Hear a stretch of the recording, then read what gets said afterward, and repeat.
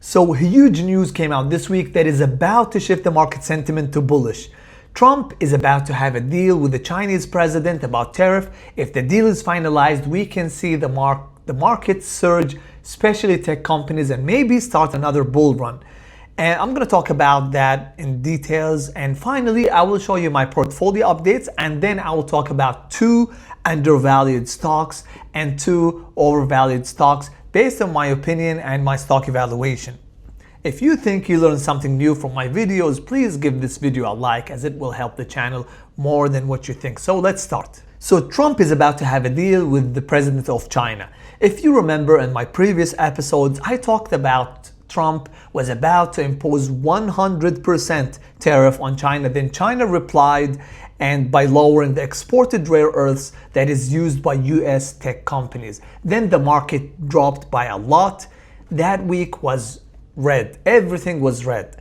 I also said if we hit November 1st and Trump officially imposes his 100% tariff, we will see the market tank again and we will see another red week. But thank God, Trump worked a deal. Well, deep down, I wasn't that worried because I know Trump, and Trump always bluffs. I also talked about his way of negotiation. Trump always uses a way of negotiation that is a tactic that is called extreme anchor. Basically, he starts with an extreme or an unrealistic initial offer, something far worse or far higher than what they actually want, like the 100% tariff on China, when they later offer a more reasonable option, which is what they wanted from the beginning. It feels like a compromise to the other side, which is China. So a compromise to the other side, even though it may still favor the person who set the anchor, which is Trump.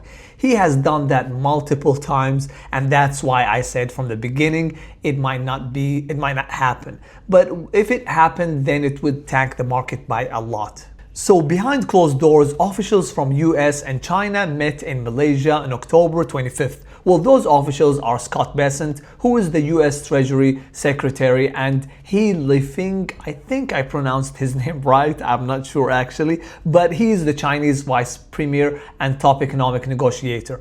Both are considered key negotiating members for both President Trump and Xi Jinping, who's the president of China. I don't know if also I pronounced his name right. So this wasn't a symbolic meeting. It was a real pre-summit negotiating table. They discussed tariff and export restrictions on critical minerals. The meeting was positive as they agreed on most stuff. So this is something real. Initially, the US agreed to hold off the big tariff on China for now, and China agreed to ease some of its restrictions regarding the critical minerals. Always keep in mind that this does not mean that they are becoming friends, especially that they are real rivals in technology and AI. But it's like they decided to stop the trade war temporary, okay, to keep the game under control. My expectation that this will be a temporary deal. The fight between US and China will continue, especially that Trump is in the office. We have seen Trump in the past 4 years. He was aggressive against China, and with Biden everything was softer. And now that Trump is back in the office, he will be aggressive again. Any deal with China will be temporary. Mark my words, because I'm going to tell you, I said that in my previous videos. It's going to be temporary. My expectation is that the stock market will surge after Trump's meeting with the president of China, because market loves certainty and hates chaos. So what could happen to the market next? The first path, which is the positive path, we already covered that. Path. There's another path, which is the negative path. This is less likely to happen. Mark my words, which is they don't agree on core things, which is the tariff percentage might be too high, and this will reflect on US companies. My expectation in the short term, I am optimistic, but in the long term, I'm not.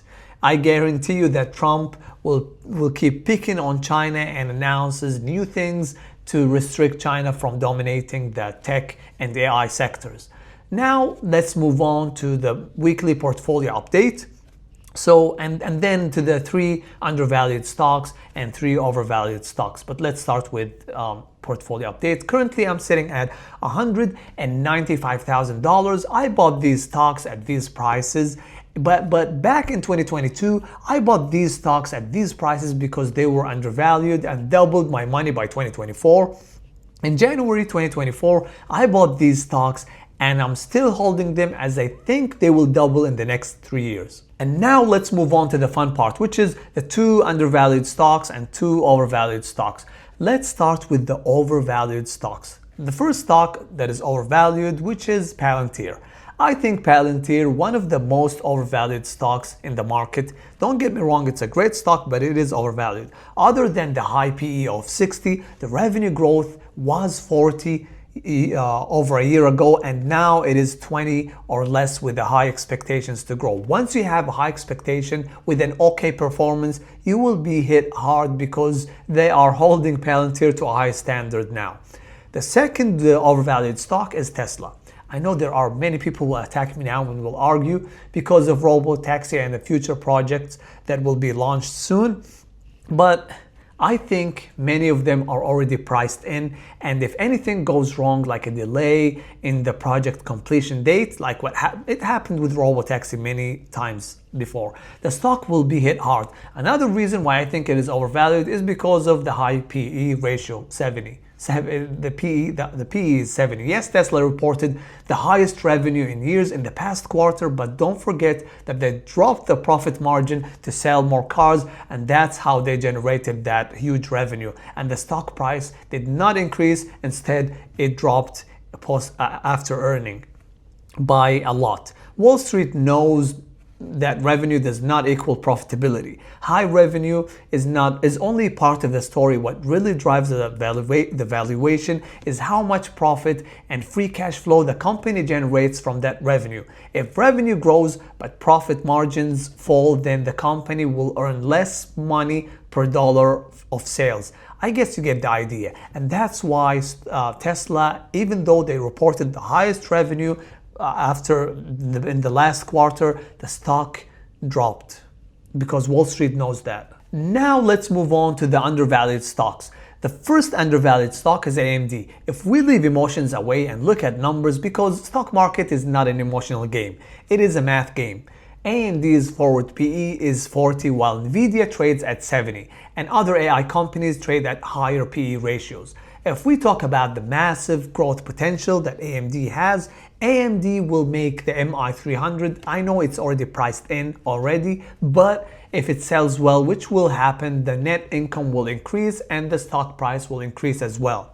The second undervalued stock, which is Amazon. This stock hasn't increased in 2025, but it will explode in 2026. If you want to know why, watch this video.